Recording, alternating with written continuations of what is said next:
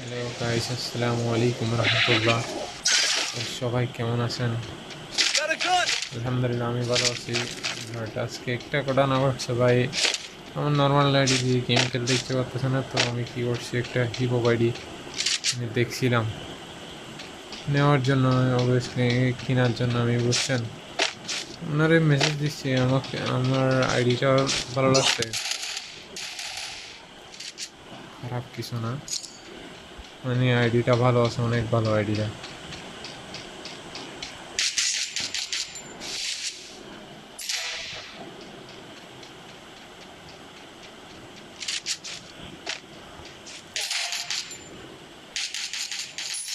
আইডিটা অনেক ভালো ছিল বুঝছেন।